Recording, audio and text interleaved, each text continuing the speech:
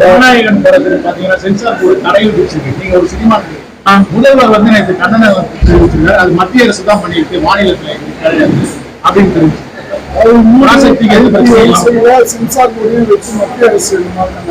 மறக்கிற மாதிரி கூட்டணியில சேர்த்ததுக்காக இல்ல, நான் இப்பதானே சொன்னேன், பாஜக கூட்டணியிலையும் அதிமுக கூட்டணியும் இத வந்து திமுக தரப்புல இந்த விஷ பிரச்சாரத்தை பண்ணிக்கிட்டு தான் இருக்கிறாங்க. ஏன்னா அவங்களுக்கு வந்து ஒரே கல்ல ரெண்டு மாங்காய், பிஜேபியை திட்டின மாதிரியும் ஆச்சு, விஜயை சிறுமைப்படுத்தின மாதிரியும் ஆச்சு. அப்படிங்கறத தான் அவங்க வந்து அந்த கேம் தான் அவங்க பண்ணுவாங்க. எதுங்க மத்திய அரசு கண்டிக்கையில விஜய்க்கு ஆதரவு இல்லங்க, திமுகவுடைய ஆதரவு விஜய் கேட்டாருங்க. தாவேக்காவுக்கு திமுக ஆதரவு கொடுக்கறதுங்கிறதே தாவேக்காவை சிறுமைப்படுத்துற ஒரு செயலுங்க.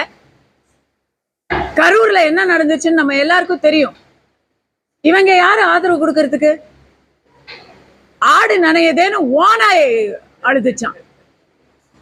அப்படிப்பட்ட ஒரு ஆதரவெல்லாம் யார் கொடுக்கறதுக்கு? இங்க என்ன நடக்குது?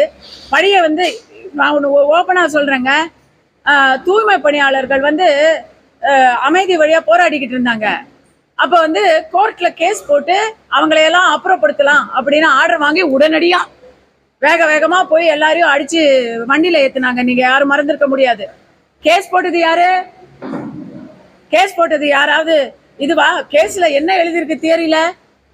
சாலையில எல்லாம் வந்து மறியல் பண்றாங்க, போக்குவரத்து பாதிக்கப்படுது, நீதிபதிகள் போற இடத்துல வந்து பாதிக்கப்படுது, இப்படிக்கு சமூக ஆர்வலர் அப்படின்னு. அந்த சமூக ஆர்வலர் யாரு தெரியுமில்ல? போட்டோல சேகர் பாபுவோட போட்டோ எடுத்துக்கிட்டு இருக்கிறாங்க அவங்க. நீங்களே ஒரு ஆளை செட்டப் பண்ணுவீங்களா? நீங்களே பிரச்சனையை உண்டு பண்ணுவீங்களா? நீங்களே அதுக்கு வந்து பிள்ளையும் கிளி விட்டு தொட்டிலையும் ஆட்டுவீங்களாம்.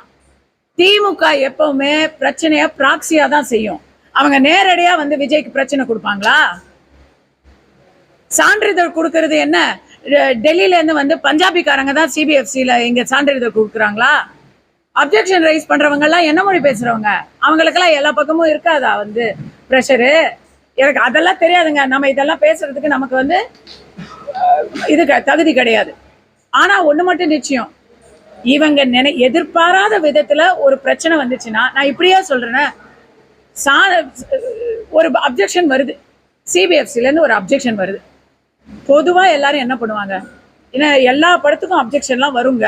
சில சமயம் தணிக்கை சான்றிதழ் கொடுக்கும் பொழுது கூட இல்ல இருங்க அப்படின்னு சொல்லி ரிவைசிங் கமிட்டி வரைக்கும் போகும். இதெல்லாம் இது ஒன்றும் ஃபர்ஸ்ட் படம் கிடையாது. அப்படி வரும்பொழுது கோர்ட்டுக்கு போ அப்படின்னு தப்பான ஒரு அறிவுரையை கொடுக்கறது யாரு? பிஞ்சு அனிதாவை கோர்ட்டுக்கு போ அப்படின்னு சொல்லி அவ உயிர் கடைசியில போயிருச்சு. கோர்ட்டுக்கு போன யார் அறிவுரை கொடுத்தாங்க? இதுல யார் சம்பந்தப்பட்டிருக்காங்க?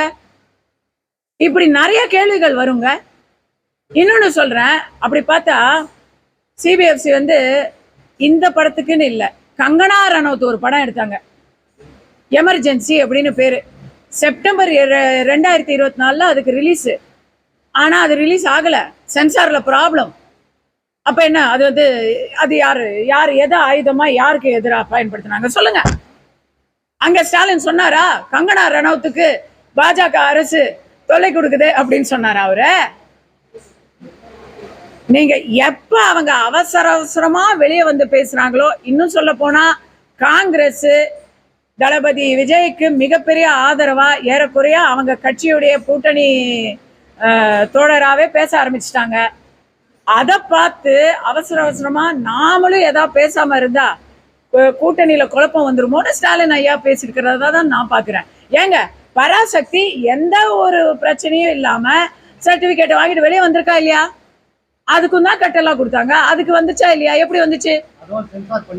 நிறுத்தணும்னு நினைச்சா, லாஜிக்கா கேக்குறேன் ஐயா, நிறுத்தணும்னு நினைச்சா பாஜக விஜய் படத்தை நிறுத்துமா? திமுக பிரச்சார படத்தை நிறுத்துமா? காங்கிரஸ்